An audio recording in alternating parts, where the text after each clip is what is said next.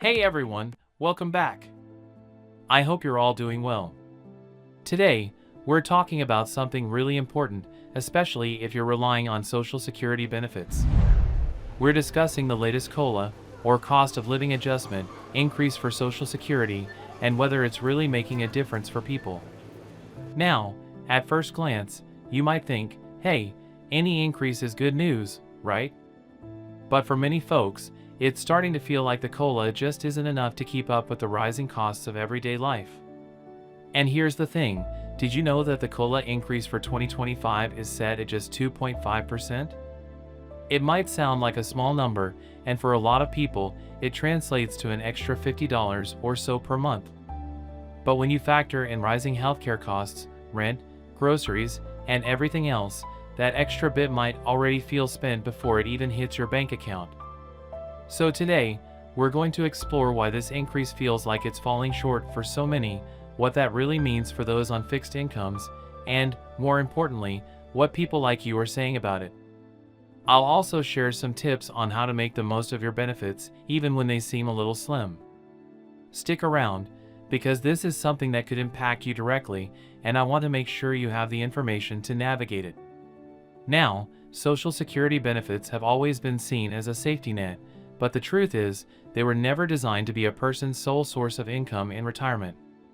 Yet, here we are, with millions of Americans relying heavily, if not entirely, on these monthly checks to cover basic expenses.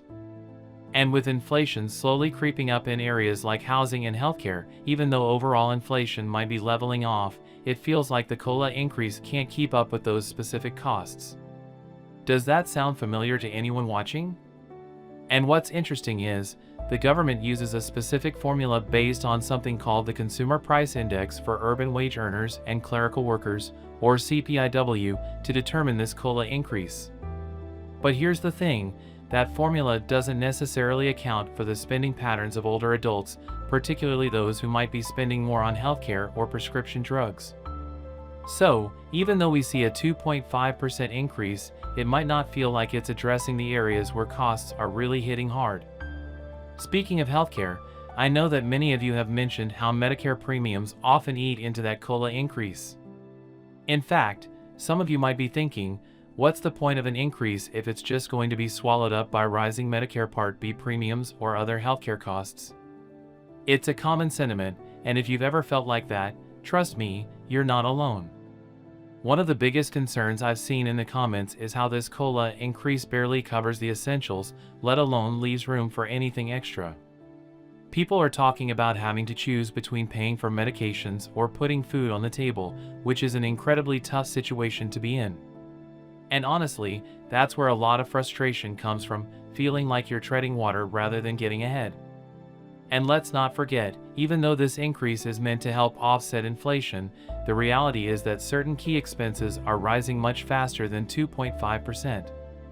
Housing, utilities, and food are all areas where many of you are feeling the pinch. For example, I've seen a lot of you say that your rent has gone up by hundreds of dollars a year, but the COLA increase isn't even close to matching that. And when you're living on a fixed income, that gap can feel impossible to bridge. So, what can we do about it? First, it's important to know your rights when it comes to other benefits you might be eligible for. Programs like Supplemental Nutrition Assistance Program, SNAP, Energy Assistance, or even Medicaid might be able to help take some of the pressure off, depending on your situation. And, if you're not sure what you qualify for, there are online tools that can help you figure it out.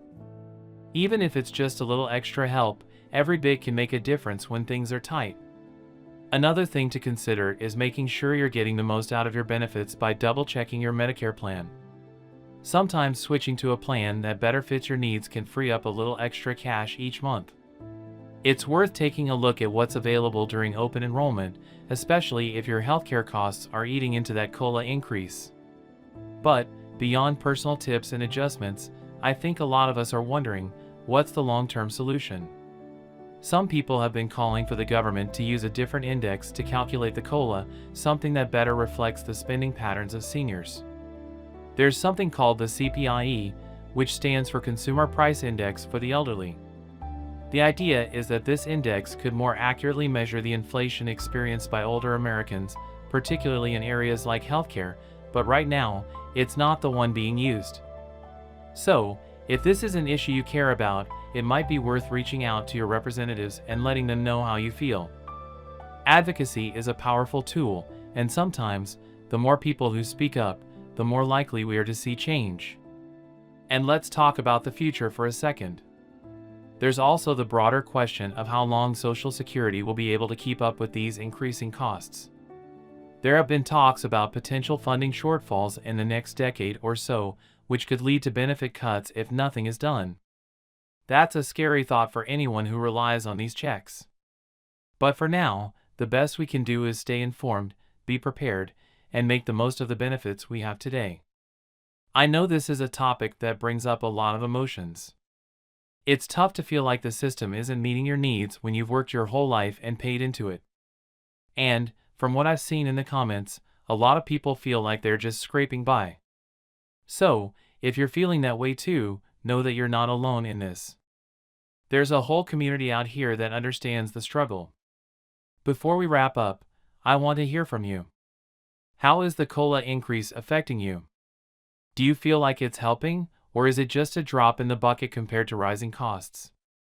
Share your thoughts in the comments, because this is an important conversation and your voice matters. I'll be reading and responding to as many as I can.